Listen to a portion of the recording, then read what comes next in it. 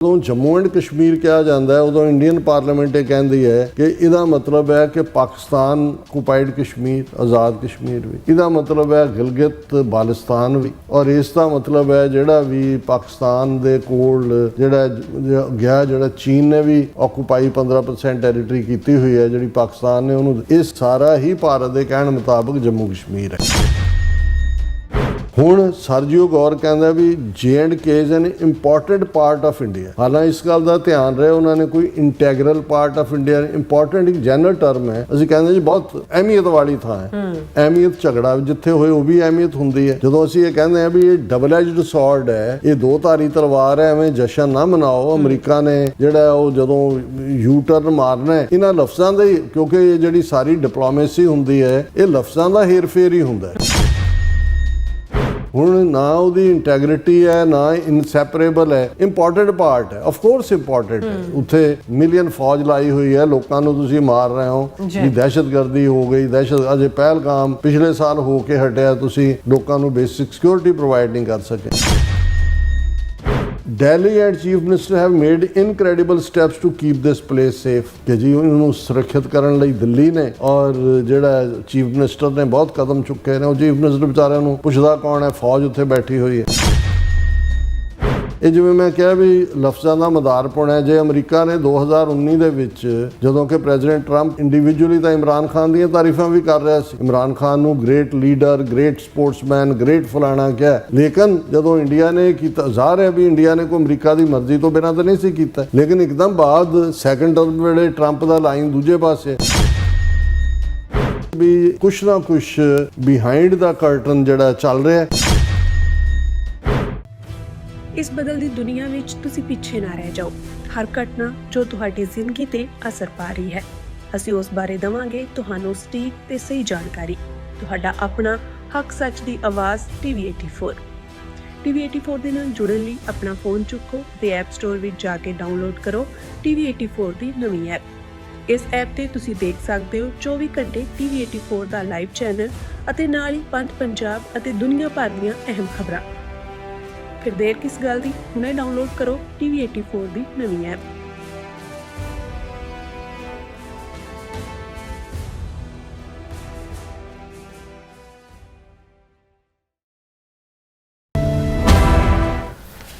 Viewers welcome back to program. So viewers गलबात करन जा रहे हैं कि पिछले दिनी अमरीका के भारत में अंबैसडर साजियो गौर कश्मीर के दौरे ते गए, जिथे उन्होंने प्रैस कॉन्फ्रेंस दौरान जम्मू कश्मीर नूं भारत का एक अहम हिस्सा दस्या। इस दे उत्ते भारत में खुशी की लहर है, जदों कि पाकिस्तानी अमरीकी सफीर नूं सद के प्रोटेस्ट किया। असल में ये दो धारी तलवार वांग ही है और भारतीयों नूं जश्न मनाउण की लोड़ नहीं है। सो इस बारे आपां गलबात करन जा रहे हैं। सो असीं चाहांगे कि तुसीं इसी तरह बने रहना, देखण सुन लिया, लिखण लई तुहाडा सब दा बहुत बहुत धन्नवाद जी। डॉक्टर साहब की विचार ने?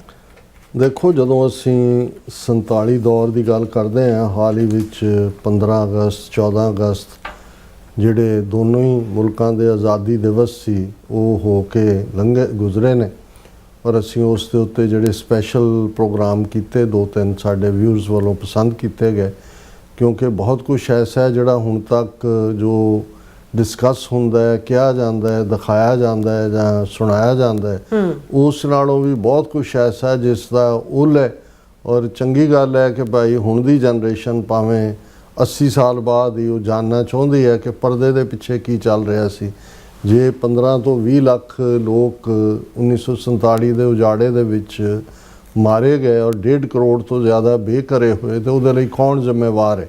ਸੋ ਇਸ ਦੇ ਉੱਤੇ ਅਸੀਂ ਡੀਟੇਲ ਗੱਲਬਾਤ ਕੀਤੀ।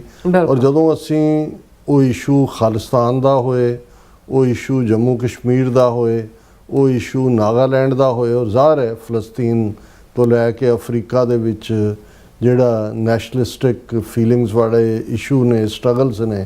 ਸੋ ਇਹ ਵੈਸਟਰਨ, ਇਹਨਾਂ ਖਾਸ ਤੌਰ 'ਤੇ ਯੂਰਪੀਅਨ ਮੁਲਕਾਂ ਦੀ ਕਲੋਨਾਈਜੇਸ਼ਨ ਦੀ ਅਨਫਿਨਿਸ਼ਡ ਬਿਜ਼ਨਸ ਹੈ ਜਾਂ ਮਿਸਚਿਫ ਮੈਪ ਮੇਕਿੰਗ ਹੈ ਜਿਹੜੀ ਉਹਨਾਂ ਨੇ ਹਰੀਡਲੀ, ਜਿਨ੍ਹਾਂ ਨੂੰ ਉਹਨਾਂ ਨੇ 2-2 ਸਦੀਆਂ ਜਾਂ 1-1 ਸਦੀ ਲੁੱਟਿਆ ਭਾਰਤ ਨੂੰ। 2 ਸਦੀਆਂ ਬ੍ਰਿਟਿਸ਼ਰਸ ਨੇ ਜਿਹੜਾ ਉਹ ਰੂਲ ਕੀਤਾ। ਪੰਜਾਬ ਸਭ ਤੋਂ ਘੱਟ ਸੀ, ਉਹਨਾਂ 'ਚ 98 ਸਾਲ, ਰੈਸਟ ਆਫ ਇੰਡੀਆ 200 ਈਅਰਸ। ਸੋ ਜਾਣ ਲੱਗਿਆ ਉਹਨਾਂ ਨੇ ਹਰੀਡਲੀ ਉੱਥੋਂ ਨਿਕਲਣ ਲੱਗਿਆ ਉਹ ਮੈਪ ਮੇਕਿੰਗ ਜਿਹੜੀ ਕੀਤੀ, ਜਿਵੇਂ ਅਸੀਂ ਪੰਜਾਬ ਦੇ ਹਵਾਲੇ ਨਾਲ ਗੱਲ ਕਰਦੇ ਹਾਂ, ਰੈੱਡ ਕਲਿਫ ਆਇਆ, ਉਹ ਕਦੇ ਪਹਿਲਾਂ ਆਇਆ ਹੀ ਨਹੀਂ ਸੀ, ਉਹ ਭਾਰਤ ਉਸ ਤੋਂ ਪਹਿਲਾਂ ਨਾ ਕਦੇ ਉਸ ਤੋਂ ਬਾਅਦ 'ਚ ਆਇਆ।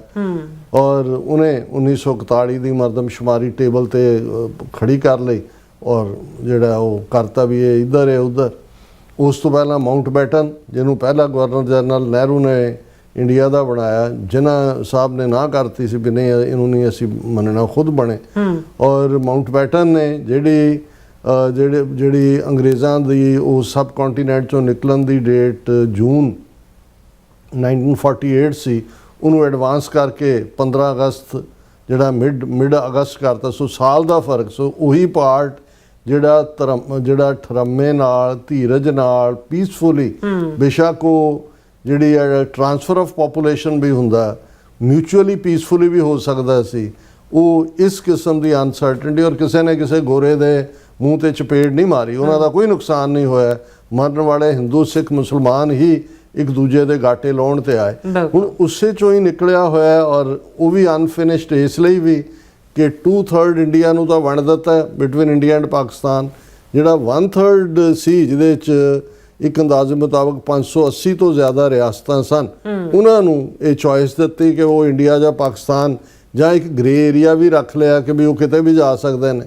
ਹੁਣ ਜ਼ਾਹਰ ਹੈ ਕਿ ਜਿਹੜੀਆਂ ਵੱਡੀਆਂ ਰਿਆਸਤਾਂ ਸੀ, ਛੋਟੀਆਂ ਨੂੰ ਤਾਂ ਲੱਗਦਾ ਸੀ ਕਿ ਵੀ ਸਾਨੂੰ ਹੜੱਪ ਲੈਣਾ, ਇੰਡੀਆ ਇੱਧਰੋਂ ਖਾ ਜਾਏਗਾ, ਪਾਕਿਸਤਾਨ ਉੱਧਰੋਂ। ਲੇਕਿਨ ਵੱਡੀਆਂ ਰਿਆਸਤਾਂ ਜਿਨ੍ਹਾਂ 'ਚ ਹੈਦਰਾਬਾਦ ਸੀ ਜਾਂ ਜਿਨ੍ਹਾਂ 'ਚ ਜੰਮੂ ਕਸ਼ਮੀਰ ਸੀ, ਜਿਨ੍ਹਾਂ ਦੇ ਵਿੱਚ ਜਿਹੜਾ ਉਹਨਾਂ ਨੂੰ ਲੱਗਦਾ ਸੀ ਵੀ ਅਸੀਂ ਇੰਡੀਪੈਂਡੈਂਟ ਆਪਣੀ ਐਂਟਿਟੀ ਦੇ ਤੌਰ ਦੇ ਉੱਤੇ ਵੀ ਸਰਵਾਈਵ ਕਰ ਸਕਦੇ, ਔਰ ਕਰ ਵੀ ਸਕਦੇ ਸੀ। ਜੰਮੂ ਕਸ਼ਮੀਰ ਕੋਈ ਛੋਟਾ ਨਹੀਂ ਸੀ। ਤੁਸੀਂ ਅੱਜ ਵੀ ਭਾਰਤ ਦੇ ਕਬਜ਼ੇ ਵਾਲਾ ਜੰਮੂ ਕਸ਼ਮੀਰ, ਲਦਾਖ, ਗਿਲਗਿਤ ਬਾਲਟਿਸਤਾਨ, ਆਜ਼ਾਦ ਕਸ਼ਮੀਰ ਦੇਖੋ ਤੇ ਬਹੁਤ ਵੱਡੀ ਟੈਰੀਟਰੀ ਹੈ। ਇਸੇ ਤਰ੍ਹਾਂ ਜਿਹੜਾ ਹੈਦਰਾਬਾਦ ਸੀ ਰਿਆਸਤ, 1 ਲੱਖ ਸਕੁਅਰ ਮਾਈਲ ਤੋਂ ਜ਼ਿਆਦਾ, ਜਿਹਦੇ 'ਚ ਅੱਜ ਦਾ ਬਹੁਤ ਸਾਰਾ ਆਂਧਰਾ, ਤੇਲੰਗਾਨਾ, ਮਹਾਰਾਸ਼ਟਰ ਦਾ ਇੱਕ ਹਿੱਸਾ, ਕਰਨਾਟਕਾ, ਇਹ ਸਾਰੇ ਸ਼ਾਮਲ ਸੀ। ਹੁਣ ਇਹ ਵੀ ਕਿਉਂਕਿ ਜੇ ਅੰਗਰੇਜ਼ਾਂ ਨੇ ਕਲੀਅਰ ਲਾਈਨ ਜਾਂ ਜਾਣ ਤੋਂ ਪਹਿਲਾਂ ਆਪਣੇ ਸੁਪਰਵਿਜ਼ਨ ਦੇ ਵਿੱਚ ਜਿਹੜੇ ਇੰਡੀਪੈਂਡੈਂਟ ਰਹਿਣਾ ਚਾਹੁੰਦੇ ਸੀ, ਉਹਨਾਂ ਨੂੰ ਉਹ ਹੱਕ ਮਿਲ, ਉਹਦੇ 'ਚ ਵੀ ਉਹਨਾਂ ਨੇ ਛੱਡਤਾ ਕਿ ਵੀ ਆਪਣੇ ਆਪ ਤੋਂ ਕਰੋ। ਔਰ ਅਸੀਂ ਦੇਖਦੇ ਹਾਂ ਕਿ ਕਿਵੇਂ ਜਿਹੜਾ ਇੰਡੀਆ ਨੇ ਫੋਰਸੀਬਲੀ ਹੈਦਰਾਬਾਦ ਨੂੰ ਸਪਟੈਂਬਰ 48 'ਚ ਐਨੈਕਸ ਕੀਤਾ। 30,000 ਤੋਂ ਜ਼ਿਆਦਾ ਜਿਹੜੇ ਨੇ ਹੈਦਰਾਬਾਦ ਨੂੰ ਡਿਫੈਂਡ ਕਰਨ ਵਾਲੇ, ਉਹ ਮਾਰੇ ਗਏ। ਜੰਮੂ ਕਸ਼ਮੀਰ ਦਾ ਇਸ਼ੂ ਜਿਹੜਾ ਅਸੀਂ ਅਕਸਰ ਡਿਸਕਸ ਕਰਦੇ ਕਿ ਭਾਈ 48 ਦੇ ਵਿੱਚ, ਕਿਉਂਕਿ ਜੰਮੂ ਕਸ਼ਮੀਰ ਵਾਲੇ ਨੇ ਜਿਹੜਾ ਰਾਜਾ ਸੀ ਹਰੀ ਸਿੰਘ, ਉਹਨੇ ਦੋਨੋਂ ਪਾਸੇ ਇੰਡੀਆ ਔਰ ਪਾਕਿਸਤਾਨ ਨਾਲ ਸਟੈਂਡ ਸਟਿਲ ਐਗਰੀਮੈਂਟ ਸਾਈਨ ਕਰ ਲਿਆ। ਸਟੈਂਡ ਸਟਿਲ ਦਾ ਐਜ਼ ਸੱਚ, ਕਿਉਂਕਿ ਜਿਹੜਾ ਰੁਝਾਨ ਸੀ ਉਸ ਜੰਮੂ ਕਸ਼ਮੀਰ ਦਾ, ਉਹ ਤਾਂ ਉਦੋਂ ਤਾਂ even Pathankot Jammu bus service ਸੜਕ ਨਹੀਂ ਸੀ ਐਗਜ਼ਿਸਟ ਕਰਦੀ, ਜੰਮੂ ਸਿਆਲਕੋਟ ਸੀ। ਸੋ ਜ਼ਾਹਰ ਹੈ ਕਿ ਵੀ, ਔਰ ਕਸ਼ਮੀਰ ਵੈਲੀ ਹੈ ਹੀ ਉੱਧਰ ਹੈ ਸਾਰੀ, ਜਿਹੜਾ ਉਹ ਸਾਰੇ ਨਾਲ। ਹੁਣ ਉਸ ਦੇ ਨਤੀਜੇ ਵਜੋਂ ਜਿਹੜਾ ਕਬਾਇਲੀ ਵੀ ਆ ਗਏ, ਇੱਧਰੋਂ ਭਾਰਤੀ ਫੌਜ ਵੀ ਚਲੀ ਗਈ। ਫਿਰ ਨਹਿਰੂ ਇਸ ਇਸ਼ੂ ਨੂੰ ਲੈ ਕੇ UN ਸਿਕਿਉਰਿਟੀ ਕਾਉਂਸਲ 'ਚ ਗਿਆ, ਜਿਨ੍ਹਾਂ ਨੇ 13-14 ਮਤੇ over A period of time pass ਕੀਤੇ ਕਿ ਵੀ ਜੰਮੂ ਕਸ਼ਮੀਰ ਦੇ ਲੋਕਾਂ ਨੂੰ ਪੁੱਛ ਲਓ, ਦੋਨੋਂ ਮੁਲਕ ਆਪਣੀਆਂ ਫੌਜਾਂ ਵਿਦਡਰਾ ਕਰਨ, ਔਰ ਦੋਨੋਂ ਉਹਨਾਂ ਲੋਕਾਂ ਨੂੰ ਪੁੱਛ ਲਓ ਵੀ ਉਹ ਕਿਹਦੇ ਨਾਲ ਜਾਣਾ ਚਾਹੁੰਦੇ ਨੇ। ਹੁਣ ਇਹਨਾਂ ਸਾਰੇ ਹਾਲਾਤ, ਫਿਰ ਇਸ ਮੁੱਦੇ ਦੇ ਉੱਤੇ ਜੰਗ 48 ਦੇ ਵਿੱਚ ਵੀ ਅਸੀਂ ਦੇਖਦੇ ਹਾਂ, 65 ਦੇ ਵਿੱਚ ਵੀ, 71 ਦੇ ਵਿੱਚ ਵੀ, ਫਿਰ ਕਾਰਗਿਲ 1998 ਦੇ ਵਿੱਚ। ਇਸ ਸਭ ਦੇ ਬਾਵਜੂਦ ਜਿਹੜਾ, ਕਿਉਂਕਿ ਹਰੀ ਸਿੰਘ ਮਹਾਰਾਜੇ ਨੇ ਇੱਕ ਪਾਸੇ ਸਟੈਂਡ ਸਟਿਲ ਐਗਰੀਮੈਂਟ ਸਾਈਨ ਕੀਤਾ ਸੀ, ਦੂਸਰੇ ਪਾਸੇ ਕਿਵੇਂ ਇੰਡੀਆ ਦੇ ਨਾਲ ਰਹਾ, ਉਸ ਨੂੰ ਪਾਕਿਸਤਾਨ ਨੇ ਹਮੇਸ਼ਾ ਡਿਸਪਿਊਟ ਕੀਤਾ ਕਿ ਬਈ ਉਹ ਕੋਈ ਐਕਸੈਸ਼ਨ ਡਾਕੂਮੈਂਟ ਨਹੀਂ ਹੈ। ਪਰ ਕਿਉਂਕਿ ਹੈ ਸੀ ਨਹੀਂ ਸੀ, ਜਦੋਂ ਫੈਸਲਾ ਇਹ ਆ ਗਿਆ UN ਸਿਕਿਉਰਿਟੀ ਕਾਉਂਸਲ ਦਾ ਵੀ ਲੋਕ ਡਿਸਾਈਡ ਕਰਨਗੇ, ਥਰਡ ਤਾਂ ਫਿਰ ਕੋਈ ਉਹਦੇ 'ਚ ਆਪਸ਼ਨ ਨਹੀਂ ਸੀ ਰਹਿੰਦੀ। ਲੇਕਿਨ ਜਿਵੇਂ ਇੰਡੀਆ ਨੇ ਆਪਣੇ ਤੌਰ ਦੇ ਉੱਤੇ ਉਸ ਭਾਰਤੀ ਕਬਜ਼ੇ ਵਾਲਾ ਜਿਹੜਾ ਜੰਮੂ ਕਸ਼ਮੀਰ ਸੀ, ਜਿਹਨੂੰ ਹੁਣ ਤੱਕ ਦੀ language Indian administered Jammu and Kashmir ਕਿਹਾ ਜਾਂਦਾ, ਨਾਟ ਪਾਰਟ ਆਫ ਇੰਡੀਆ, ਔਰ ਪਾਕਿਸਤਾਨ ਐਡਮਿਨਿਸਟਰਡ, ਉਹਨਾਂ ਨੇ ਭਾਵੇਂ ਨਾਂ ਆਜ਼ਾਦ ਕਸ਼ਮੀਰ ਰੱਖਿਆ ਹੋਇਆ, ਇਹ ਕਿਹਾ ਜਾਂਦਾ। ਲੇਕਿਨ UN ਦੇ ਵਿੱਚ, ਅਮਰੀਕਨ ਪਾਲਿਸੀ ਦੇ ਵਿੱਚ, ਯੂਰਪੀਅਨ ਯੂਨੀਅਨ ਦੀ ਪਾਲਿਸੀ ਦੇ ਵਿੱਚ ਇਹਨੂੰ ਜੰਮੂ ਕਸ਼ਮੀਰ ਨੂੰ, ਜਿਹਦੇ 'ਚ ਇੰਡੀਆ ਵਾਲਾ ਵੀ ਪਾਕਿਸਤਾਨ ਵਾਲਾ ਵੀ, ਇਸ ਨੂੰ ਡਿਸਪਿਊਟਿਡ ਟੈਰੀਟਰੀ ਕਿਹਾ ਜਾਂਦਾ, ਝਗੜੇ ਵਾਲਾ ਖੇਤਰ। ਹੁਣ ਜਿਹੜਾ ਡਿਸਪਿਊਟਿਡ ਟੈਰੀਟਰੀ ਹੈ, ਉਹਨੂੰ ਜੇ ਜ਼ੋਰ ਨਾਲ ਇੱਕ ਧਿਰ ਇਹ ਕਹੇ ਜੀ ਅਸੀਂ ਆਪਣਾ ਹਿੱਸਾ ਬਣਾ ਲਿਆ, ਔਰ ਇੰਡੀਆ ਨੇ ਤਾਂ ਜਿਸ ਕਿਸਮ ਦੀ ਜਿਹੜੀ ਹੈ ਬੇਈਮਾਨੀ ਹੀ ਨਹੀਂ। ਮੈਂ ਸਮਝਦਾ ਵੀ ਅਸੀਂ ਤਾਂ ਸਿੱਖਾਂ ਦੇ ਨਾਲ ਜੋ ਧੋਖੇਬਾਜ਼ੀ ਹੋਈ 47 ਦੀ ਉਹਦੀ ਗੱਲ ਕਰਦੇ ਹਾਂ, ਔਰ ਅਸੀਂ ਹਮੇਸ਼ਾ ਇਹ ਵੀ ਰਿਗਰੈਟ ਕਰਦੇ ਰਹੇ ਕਿ ਜੀ ਸਾਡੀ ਲੀਡਰਸ਼ਿਪ ਨੇ ਕੋਈ ਲਿਖਤੀ ਤੌਰ ਤੇ ਸਪੈਸ਼ਲ ਸਟੇਟਸ ਕਿਉਂ ਨਹੀਂ ਲਿਆ। ਕਨਸਟੀਟਿਊਸ਼ਨ ਕਸ਼ਮੀਰ ਨੂੰ ਤਾਂ ਆਰਟੀਕਲ 370 ਦਿੱਤਾ ਹੈ, ਜਿਹੜਾ ਓਰੀਜਨਲ ਡਰਾਫਟ ਹੈ ਇੰਡੀਅਨ ਕਨਸਟੀਟਿਊਸ਼ਨ ਦਾ, ਉਹਦਾ ਹਿੱਸਾ ਸੀ। ਔਰ ਕਿਵੇਂ 15 ਅਗਸਤ 2019 ਨੂੰ ਆਰਟੀਕਲ 370 ਜੰਮੂ ਕਸ਼ਮੀਰ ਦਾ ਖਤਮ ਕੀਤਾ ਗਿਆ। ਕੱਲਾ ਇਹੀ ਨਹੀਂ ਖਤਮ ਕੀਤਾ ਗਿਆ, ਜੰਮੂ ਕਸ਼ਮੀਰ ਦਾ ਇਹ ਤਾਂ ਹੋਇਆ ਕਿ ਯੂਨੀਅਨ ਟੈਰੀਟਰੀ ਨੂੰ ਤੁਸੀਂ ਅਪਗ੍ਰੇਡ ਕਰਕੇ ਸਟੇਟ ਬਣਾ ਦਿੰਦੇ ਹੋ। ਕਿੰਨੀਆਂ, ਜਿਵੇਂ ਹਿਮਾਚਲ ਪ੍ਰਦੇਸ਼ ਹੈ, ਹਿਮਾਚਲ ਪ੍ਰਦੇਸ਼ 1968-69 ਤੱਕ ਯੂਨੀਅਨ ਟੈਰੀਟਰੀ ਸੀ। ਜਦੋਂ ਉਹਨੂੰ ਫਿਰ ਇਹ ਕਾਂਗੜਾ ਔਰ ਕੁੱਲੂ ਔਰ ਇਹ ਸਾਰੇ ਇਲਾਕੇ ਮਿਲੇ, ਉਸ ਤੋਂ ਬਾਅਦ 2-3 ਸਾਲ ਬਾਅਦ ਉਹਨੂੰ ਸਟੇਟਹੁੱਡ ਮਿਲਿਆ। ਪਰ ਇਹ ਭਾਰਤ ਦੇ ਇਤਿਹਾਸ ਦੇ ਵਿੱਚ ਪਹਿਲੀ ਵਾਰ ਹੋਇਆ ਹੈ ਕਿ ਕਿਸੇ ਸਟੇਟ ਨੂੰ, ਉਹ ਵੀ ਸਪੈਸ਼ਲ ਸਟੇਟ ਜਿਹਦੇ ਕੋਲ ਆਰਟੀਕਲ 370 ਸੀ, ਜਿਹਦੇ ਥੱਲੇ ਇੰਡੀਅਨ ਗਵਰਨਮੈਂਟ ਦਾ ਕੋਈ ਲਾਅ ਆਟੋਮੈਟਿਕਲੀ ਲਾਗੂ ਨਹੀਂ ਸੀ ਹੁੰਦਾ, ਉਸ ਸਟੇਟ ਨੂੰ ਦੋ ਯੂਨੀਅਨ ਟੈਰੀਟਰੀਜ਼ 'ਚ ਕਨਵਰਟ ਕਰਤਾ ਗਿਆ। ਇੱਕ ਦਾ ਨਾਂ ਜੰਮੂ ਕਸ਼ਮੀਰ ਰੱਖ ਦਿੱਤਾ, ਇੱਕ ਦਾ ਨਾਂ ਲਦਾਖ ਰੱਖ ਦਿੱਤਾ। ਉਹਨਾਂ ਦੀ ਜਿਹੜੀ ਹੈ ਉਹ ਲਦਾਖ ਦੀ ਤਾਂ ਅਸੈਂਬਲੀ ਵੀ ਨਹੀਂ ਬਣਾਈ, ਜੰਮੂ ਕਸ਼ਮੀਰ ਦੀ ਅਸੈਂਬਲੀ ਐਗਜ਼ਿਸਟ ਕਰਦੀ ਹੈ। ਕੁਝ ਸਾਲ ਚੋਣਾਂ ਨਹੀਂ ਕਰਵਾਈਆਂ, ਸੁਪਰੀਮ ਕੋਰਟ ਨੇ ਵੀ ਕਿਹਾ ਜੀ ਸਟੇਟ ਦਾ ਦਰਜਾ ਦਿਓ, ਔਰ ਹੁਣ ਯੂਨੀਅਨ ਟੈਰੀਟਰੀ ਦੀਆਂ ਕਰਵਾ ਕੇ ਉਮਰ ਅਬਦੁੱਲਾ ਨੂੰ ਉਹਦਾ ਚੀਫ ਮਿਨਿਸਟਰ ਬਣਾ ਦਿੱਤਾ ਹੈ, ਜਿਹਦੇ ਪੱਲੇ ਕੁਝ ਵੀ ਨਹੀਂ ਹੈ, ਕੋਈ ਉਹਦੇ ਕੋਲ ਹੱਕ ਨਹੀਂ ਹੈ। ਯੂਨੀਅਨ ਟੈਰੀਟਰੀ ਹੈ, ਸਿਕਿਉਰਿਟੀ ਤੋਂ ਲੈ ਕੇ ਫਾਈਨੈਂਸ। ਔਰ ਇਹਦੇ ਪਿਓ ਨੇ ਫਾਰੂਕ ਅਬਦੁੱਲੇ ਨੇ ਇੱਕ ਪੰਜਾਬੀ ਚੈਨਲ ਨੂੰ ਇੰਟਰਵਿਊ 'ਚ ਕਿਹਾ ਕਿ ਬਈ ਉਹ ਤਾਂ ਈਵਨ ਜਿਹੜੀਆਂ ਮੀਟਿੰਗਾਂ ਨੇ ਸਿਕਿਉਰਿਟੀ ਨਾਲ, ਉਹਦੇ 'ਚ ਵੀ ਉਹਨੂੰ ਉਮਰ ਅਬਦੁੱਲਾ ਨੂੰ ਇਨਵਾਈਟ ਨਹੀਂ ਕੀਤਾ ਜਾਂਦਾ। ਹੁਣ ਜਿਹੜੀ ਗੱਲ ਅਸੀਂ ਜਿਹਦਾ ਸੰਬੰਧ ਇਸ ਵੀਕਐਂਡ ਦੀ ਡਿਵੈਲਪਮੈਂਟ ਨਾਲ ਹੈ, ਜਦੋਂ ਕਿ ਅਮਰੀਕਾ ਦੇ ਭਾਰਤ ਦੇ ਵਿੱਚ ਐਂਬੈਸਡਰ ਔਰ ਅਦਰਵਾਈਜ਼ ਇਹਨਾਂ ਸਾਊਥ ਏਸ਼ੀਆ ਔਰ ਸੈਂਟਰਲ ਏਸ਼ੀਆ ਦੇ ਵਿੱਚ ਸਪੈਸ਼ਲ ਐਨਵੋਏ, ਜਿਨ੍ਹਾਂ ਦੀ ਆਵਾਜ਼ ਸਿੱਧੀ ਟਰੰਪ ਦੇ ਕੰਨਾਂ 'ਚ ਜਾਂਦੀ ਹੈ, ਕੋਈ ਹੋਰ ਨੂੰ ਵਿੱਚ ਪੈਣ ਦੀ ਲੋੜ ਨਹੀਂ, ਮਿਸਟਰ ਸਰਜੀਓ ਗੌਰ, ਉਹ ਇਸ ਵੀਕਐਂਡ 'ਤੇ ਕਸ਼ਮੀਰ ਜਾਂਦੇ ਨੇ, ਉਮਰ ਅਬਦੁੱਲਾ ਦੇ ਨਾਲ ਮੁਲਾਕਾਤ ਕਰਦੇ ਨੇ, ਡਲ ਲੇਕ ਦੇ ਵਿੱਚ ਇੱਕ ਸ਼ਿਕਾਰਾ ਹਾਇਰ ਕਰਕੇ 1 ਘੰਟਾ ਪਾਣੀ ਦੀ ਸੈਰ ਕਰਦੇ ਨੇ। ਬਹੁਤ ਖੂਬਸੂਰਤ ਉਹਨਾਂ ਨੂੰ ਉਹ ਵੈਲੀ ਨਜ਼ਰ ਆਉਂਦੀ ਹੈ ਔਰ ਉਸ ਦੀ ਤਾਰੀਫ ਕਰਦੇ ਨੇ। ਚਲੋ ਚੰਗੀ ਗੱਲ ਹੈ, ਗਰਮੀਆਂ ਬਹੁਤ ਪੈ ਰਹੀਆਂ, ਸ਼ਿਕਾਰੇ ਦੇ ਵਿੱਚ ਡਲ ਲੇਕ ਦੀ ਸੈਰ ਵੀ ਚੰਗੀ ਗੱਲ ਹੈ। ਦੂਸਰਾ, ਪਰ ਸਰਜੀਓ ਦਾ ਰੁਤਬਾ ਕੋਈ ਆਮ ਐਂਬੈਸਡਰ ਵਾਲਾ ਨਹੀਂ ਹੈ, ਖਾਸਮ ਖਾਸ ਨੇ, ਸਪੈਸ਼ਲ ਐਨਵੋਏ ਵੀ ਨੇ। ਉਹ ਜਦੋਂ ਕੁਝ ਲਿਖਦੇ ਨੇ ਉਹਦੇ ਕਿਸੇ ਫਿਕਰੇ ਦੇ ਥੱਲੇ ਪਾਏ ਕੌਮੇ ਦਾ ਕੀ ਮਤਲਬ ਹੈ, ਸੈਮੀ ਕੋਲਨ ਦਾ ਕੀ ਮਤਲਬ ਹੈ, ਫੁੱਲ ਸਟਾਪ ਦਾ ਕੀ ਮਤਲਬ ਹੈ, ਇਹਨੂੰ ਇੰਟਰਪ੍ਰੀਟ ਕੀਤਾ ਜਾਂਦਾ। ਹੁਣ ਹਾਲਾਂਕਿ ਜਦੋਂ ਇੰਡੀਆ ਨੇ 5 ਅਗਸਤ 2019 ਨੂੰ ਤੋੜਿਆ ਕਸ਼ਮੀਰ ਦਾ ਸਟੇਟਸ, ਔਰ ਬਾਅਦ ਦੇ ਵਿੱਚ ਉੱਥੇ ਉਹਨਾਂ ਨੇ ਫੋਰਨ ਡੈਲੀਗੇਟ, ਉਹ ਵੀ ਬਾਅਦ ਸਾਹਮਣੇ ਆਇਆ ਵੀ ਸਾਰਾ ਰਾਜ ਸਪਾਂਸਰਡ ਪ੍ਰੋਜੈਕਟ ਸੀ, ਉਹਦੇ 'ਚ ਅਮਰੀਕਨ ਐਂਬੈਸਡਰ ਵੀ ਇੱਕ ਵਾਰੀ ਗਿਆ ਉੱਥੇ, ਕੋਈ ਵੱਡੀ ਗੱਲ ਨਹੀਂ ਸੀ। ਲੇਕਿਨ ਇਸ ਪੀਰੀਅਡ 'ਚ ਜਦੋਂ ਕਿ ਭਾਰਤ ਦੇ ਨਾਲ ਤਨਾਤਨੀ ਚੱਲ ਰਹੀ ਹੈ ਅਮਰੀਕਾ ਦੀ, ਕਿਉਂਕਿ ਟ੍ਰੇਡ ਡੀਲ ਸਾਈਨ ਨਹੀਂ ਹੋ ਰਹੀ, ਪਿਊਸ਼ ਗੋਇਲ ਜਿਹੜਾ ਉਸ ਨੂੰ ਜਿਹੜਾ ਉਹ ਡਾਊਨਗ੍ਰੇਡ ਕੀਤਾ ਗਿਆ, ਜਿਹੜਾ ਕਮਰਸ ਮਿਨਿਸਟਰ ਹੈ ਮੁੱਖ ਤੌਰ ਦੇ ਉੱਤੇ। ਔਰ ਇਸ ਦੇ ਨਾਲ ਟੈਰਿਫ ਵਧਾਉਣ ਦੀ ਗੱਲ ਚੱਲ ਰਹੀ ਹੈ, 5% ਬੌਂਡਡ ਲੇਬਰ ਬੱਚਿਆਂ ਨੂੰ ਕੰਮ ਤੇ ਲਾਉਣ ਕਰਕੇ ਇੰਡੀਆ ਤੇ ਲੱਗੀ ਹੈ। ਨਵਾਂ ਸੈਨੇਟ ਨੇ ਲਾਅ ਕੀਤਾ ਕਿ ਜਿਹੜਾ ਰਸ਼ੀਅਨ ਇਰਾਨੀਅਨ ਆਇਲ ਬਾਏ ਕਰੇਗਾ ਉਹਦੇ ਤੇ 100% ਟੈਰਿਫ ਲੱਗੇਗਾ। ਇਸ ਦੇ ਨਾਲ ਅਮਰੀਕਨ ਕਮੇਟੀ ਨੇ ਸਕੈਮ ਦੇ ਥੱਲੇ ਰਿਪੋਰਟ ਕੀਤਾ ਵੀ ਚਾਈਨਾ ਆਪਣਾ ਮਾਲ ਜਿਹੜਾ ਉਹ ਅਮਰੀਕਾ ਭੇਜਣ ਦੇ ਲਈ ਵਾਇਆ ਚੇਨਈ ਔਰ ਗੁਜਰਾਤ ਔਰ ਉੱਥੋਂ ਦੀਆਂ ਬੰਦਰਗਾਹਾਂ ਦਾ ਇਸਤੇਮਾਲ ਕਰ ਰਿਹਾ, ਜਿਹਨੂੰ ਸਕੈਮ ਦਾ ਨਾਂ ਦਿੱਤਾ।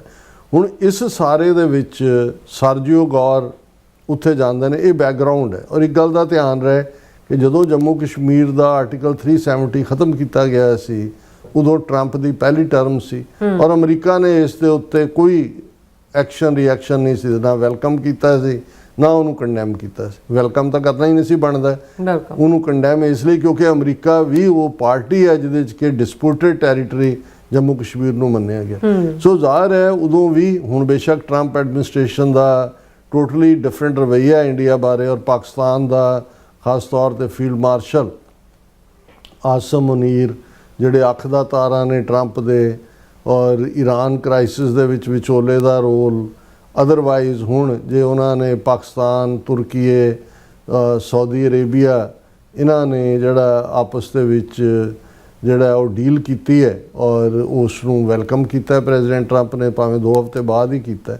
ਸੋ ਇਸ ਸਾਰੇ ਦੇ ਚਲਦਿਆਂ ਅਚਾਨਕ ਸਰਜੀਓ ਦਾ ਕਸ਼ਮੀਰ ਜਾਣਾ ਔਰ ਉੱਥੇ ਜਿਹੜੀ ਉਹਨਾਂ ਦੀ ਸਟੇਟਮੈਂਟ ਹੈ ਜਿਹਨੂੰ ਲੈ ਕੇ ਭਾਰਤੀ ਡਾਂਸ ਕਰ ਰਹੇ ਨੇ, ਮੀਡੀਆ 'ਚ ਵੀ ਆ ਗਿਆ, ਦੇਖੋ ਜੀ ਅਮਰੀਕਾ ਨੇ ਸਟੈਂਪ ਲਾਤੀ, ਹੁਣ ਇਹ ਭਾਰਤ ਦੇ ਕਬਜ਼ੇ ਵਾਲਾ ਕਸ਼ਮੀਰ ਹੁਣ ਇਹ ਸਾਡਾ ਹੀ ਹੈ। ਔਰ ਪਾਕਿਸਤਾਨ ਨੇ ਇਸ ਦੇ ਉੱਤੇ ਫੌਰਨ ਰਿਐਕਟ ਕਰਦੇ ਆ। ਪਾਕਿਸਤਾਨ 'ਚ ਫੁੱਲ ਫਲੈਜਡ ਅੰਬੈਸਡਰ ਨਹੀਂ ਹੈ ਅਮਰੀਕਾ ਦਾ, ਉਹਨਾਂ ਦੀ ਚਾਰਜ ਜਿਹੜੀ ਅਫੇਅਰ ਸ਼ਾਇਦ ਬੀਬੀ ਹੈ, ਉਹਨੂੰ ਸੱਦ ਕੇ ਉਹਨਾਂ ਨੇ ਜਿਹੜਾ ਪ੍ਰੋਟੈਸਟ ਕੀਤਾ, ਡਿਮਾਰਸ਼ੇ ਕਿ ਹੁਣ ਐਸੀ ਕੀ ਗੱਲ ਹੈ ਜਿਹਨੇ ਦੋਨੋਂ ਪਾਸਿਆਂ ਨੂੰ ਇੱਕ ਦੇ ਅੰਦਰ ਖੁਸ਼ੀ ਦਾ ਤੂਫਾਨ ਖੜਾ ਹੋ ਗਿਆ ਔਰ ਦੂਸਰਿਆਂ ਨੂੰ ਲੱਗਦਾ ਕਿ ਵੀ ਇਹ ਇੱਕ ਪਾਸੇ ਸਾਡੇ ਗੁਣ ਗਾ ਰਹੇ ਨੇ, ਸਾਡੀਆਂ ਸਿਫਤਾਂ ਕਰ ਰਹੇ ਨੇ, ਦੂਜੇ ਪਾਸੇ ਜਿਹੜੀ ਆ ਉਹ ਸਾਡੀ ਪਿੱਠ 'ਚ ਛੁਰਾ ਮਾਰ ਰਹੇ ਨੇ। ਹੁਣ ਜਦੋਂ ਸਰਜੀਓ ਗੌਰ ਨੇ ਔਰ ਉਮਰ ਅਬਦੁੱਲਾ ਨਾਲ ਵੀ ਮੁਲਾਕਾਤ ਹੋਈ ਔਰ ਜ਼ਾਹਰ ਹੈ ਉਸ ਦੇ ਵਿੱਚ ਜਿਹੜੀ ਗੱਲ ਮਿਸਟਰ ਸਰਜੀਓ ਗੌਰ ਨੇ ਕਹੀ, ਉਹਨਾਂ ਦੀ ਜਿਹੜੀ ਸਟੇਟਮੈਂਟ ਹੈ ਉਹਦੇ 'ਚ ਉਹਨਾਂ ਨੇ ਕਿਹਾ Jammu and Kashmir is an important part of India and it is an incredibly beautiful place. I am thrilled to see this place. Delhi and Chief Minister have made incredible steps to keep this place safe. We will have some follow-ups to Washington and Delhi, said Mr. Gore. ਹੁਣ ਇਹਦੇ 'ਚ 2 ਚੀਜ਼ਾਂ ਸਾਹਮਣੇ ਆਈਆਂ। ਪਹਿਲਾਂ ਤਾਂ ਅਸੀਂ ਜਿਹੜੀ ਉਹਨਾਂ ਦੀ ਇਹ ਕੋਟ ਅਨਕੋਟ ਸਟੇਟਮੈਂਟ ਹੈ ਉਹਨੂੰ ਡੀਕੋਡ ਕਰਾਂਗੇ। Jammu and Kashmir is an important part of India. ਹੁਣ ਜਦੋਂ ਜੰਮੂ ਐਂਡ ਕਸ਼ਮੀਰ ਕਿਹਾ ਜਾਂਦਾ ਹੈ ਉਦੋਂ ਇੰਡੀਅਨ ਪਾਰਲੀਮੈਂਟ ਇਹ ਕਹਿੰਦੀ ਹੈ ਕਿ ਇਹਦਾ ਮਤਲਬ ਹੈ ਕਿ ਪਾਕਿਸਤਾਨ ਆਕੂਪਾਈਡ ਕਸ਼ਮੀਰ, ਆਜ਼ਾਦ ਕਸ਼ਮੀਰ ਵੀ, ਇਹਦਾ ਮਤਲਬ ਹੈ ਗਿਲਗਿਤ ਬਾਲਸਤਾਨ ਵੀ, ਔਰ ਇਸ ਦਾ ਮਤਲਬ ਹੈ ਜਿਹੜਾ ਵੀ ਪਾਕਿਸਤਾਨ ਦੇ ਕੋਲ ਜਿਹੜਾ ਗਿਆ, ਜਿਹੜਾ ਚੀਨ ਨੇ ਵੀ ਆਕੂਪਾਈ 15% ਟੈਰੀਟਰੀ ਕੀਤੀ ਹੋਈ ਹੈ ਜਿਹੜੀ ਪਾਕਿਸਤਾਨ ਨੇ ਉਹਨੂੰ, ਇਹ ਸਾਰਾ ਹੀ ਭਾਰਤ ਦੇ ਕਹਿਣ ਮੁਤਾਬਕ ਜੰਮੂ ਕਸ਼ਮੀਰ ਹੈ। ਹੁਣ ਸਰਜੀਓ ਗੌਰ ਕਹਿੰਦਾ ਵੀ J&K is an important part of India. ਹਾਲਾਂਕਿ ਇਸ ਗੱਲ ਦਾ ਧਿਆਨ ਰਹੇ ਉਹਨਾਂ ਨੇ ਕੋਈ integral part of India, important ਇੱਕ ਜਨਰਲ ਟਰਮ ਹੈ, ਅਸੀਂ ਕਹਿੰਦੇ ਜੀ ਬਹੁਤ ਅਹਿਮੀਅਤ ਵਾਲੀ ਥਾਂ ਹੈ। ਅਹਿਮੀਅਤ ਝਗੜਾ ਜਿੱਥੇ ਹੋਏ ਉਹ ਵੀ ਅਹਿਮੀਅਤ ਹੁੰਦੀ ਹੈ। ਜਦੋਂ ਅਸੀਂ ਇਹ ਕਹਿੰਦੇ ਹਾਂ ਵੀ ਇਹ ਡਬਲ ਐਜਡ ਸੌਰਡ ਹੈ, ਇਹ 2 ਧਾਰੀ ਤਲਵਾਰ ਹੈ, ਐਵੇਂ ਜਸ਼ਨ ਨਾ ਮਨਾਓ। ਅਮਰੀਕਾ ਨੇ ਜਿਹੜਾ ਉਹ ਜਦੋਂ ਯੂ ਟਰਨ ਮਾਰਨਾ ਇਹਨਾਂ ਲਫ਼ਜ਼ਾਂ ਦਾ ਹੀ, ਕਿਉਂਕਿ ਇਹ ਜਿਹੜੀ ਸਾਰੀ ਡਿਪਲੋਮੇਸੀ ਹੁੰਦੀ ਹੈ ਇਹ ਲਫ਼ਜ਼ਾਂ ਦਾ ਹੇਰ ਫੇਰ ਹੀ ਹੁੰਦਾ ਹੈ। ਬਹੁਤ ਵਾਰ ਜਿਵੇਂ ਡਿਪਲੋਮੈਟ ਬਾਰੇ ਕਿਹਾ, if he says yes he means perhaps, if he says perhaps he means no, if he says no he is a no diplomat. ਉਹਨਾਂ ਨੇ ਸ਼ਬਦਾਂ ਦਾ ਹੀ ਜਿਹੜੀ ਹੈ ਜਗਲਰੀ ਕਰਨੀ ਹੁੰਦੀ ਹੈ, ਲਫ਼ਜ਼ਾਂ ਦਾ ਮਦਾਰ ਪਾਉਣਾ ਹੈ। ਹੁਣ ਨਾ ਤਾਂ ਉਹ ਇੰਟੈਗਰਲ ਪਾਰਟ ਕਹਿ ਰਿਹਾ ਜੰਮੂ ਕਸ਼ਮੀਰ ਦਾ ਨੂੰ ਭਾਰਤ ਦਾ, ਨਾ ਉਹ ਇੰਟੈਗਰਲ ਪਾਰਟ ਕਹਿ ਰਿਹਾ। ਹੁਣ ਨਾ ਉਹਦੀ ਇੰਟੈਗਰਿਟੀ ਹੈ ਨਾ ਇਨਸੈਪਰੇਬਲ ਹੈ, ਇੰਪੋਰਟੈਂਟ ਪਾਰਟ ਹੈ। ਆਫ ਕੋਰਸ ਇੰਪੋਰਟੈਂਟ ਹੈ, ਉੱਥੇ ਮਿਲੀਅਨ ਫੌਜ ਲਾਈ ਹੋਈ ਹੈ, ਲੋਕਾਂ ਨੂੰ ਤੁਸੀਂ ਮਾਰ ਰਹੇ ਹੋ। ਇਹਦੇ ਬਾਵਜੂਦ 7 ਸਾਲ 2019 ਤੋਂ ਬਾਅਦ ਬੀਤ ਗਏ ਨੇ, ਅੱਜ ਵੀ ਜਿਹੜਾ ਹੁਣ ਅਮਰਨਾਥ ਯਾਤਰਾ ਕੈਂਸਲ ਕੀਤੀ ਹੈ, ਦੂਜਾ ਕੀਤਾ ਹੈ ਵੀ ਦਹਿਸ਼ਤਗਰਦੀ ਹੋ ਗਈ, ਅਜੇ ਪਹਿਲਗਾਮ ਪਿਛਲੇ ਸਾਲ ਹੋ ਕੇ ਹਟਿਆ, ਤੁਸੀਂ ਲੋਕਾਂ ਨੂੰ ਬੇਸਿਕ ਸਿਕਿਉਰਿਟੀ ਪ੍ਰੋਵਾਈਡ ਨਹੀਂ ਕਰ ਸਕੇ।